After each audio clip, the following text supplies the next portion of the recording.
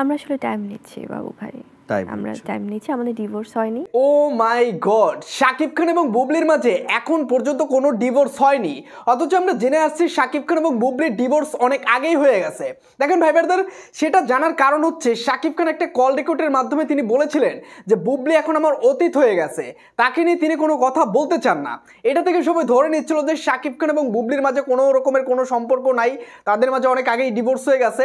এবং বুবলির যে পরিমাণে বিভিন্ন ইন্টারভিউর মাঝে শাকিব খানের উপর এক একটা দোষ দিতেছিল এবং শাকিব খানের উপর এক একটা অভিযোগ তুলে দিতেছিল, এ থেকে বোঝাই যাচ্ছে যে তাদের ভিতরে একটা দূরত্ব সৃষ্টি হয়ে গেছে ডিভোর্সের পর। কিন্তু গতকাল তিনি এই ইন্টারভিউর মাঝে কি বললেন, এটা তিনি বলেছেন এখন পর্যন্ত আমাদের কোনো ডিভোর্স হয়নি, আমরা আলাদা আলাদা আছি। তবে আপনাদের কাছে কি মনে হয় যে তাদের মাঝে এখনো ডিভোর্স হয়নি বিদায় আগামীতে কি তারা আবার সংসার করবে? আমার মনে হয় না, কারণ বুবলি শাকিব খানকে নিয়ে যে পরিমাণ নেগেটিভ কথা বলছে বিভিন্ন ইন্টারভিউর মাঝে, যে পরিমাণ ছোট করছে, আমার মনে হয় না শাকিব খান আর মিলে যাবে বুবলির সাথে। শাকিব খান অপু বিশ্বাসকে অনেক আগেই ডিভোর্স দিয়ে দিল, আমার মনে হয় তাদের মাঝে আবার আগামীতে দেখতে পাবো যে তারা একসাথে সংসার করতেছে, কারণ তারা একসাথে এখন বিজনেস করতেছে এবং তাদের মাঝে একটা ঘনিষ্ঠতা আমরা দেখতে পাচ্ছি। সেই ক্ষেত্রে আমরা ভাবতেই পারি যে শাকিব খান আগামীতে অপু বিশ্বাসের সাথে সংসার করবে।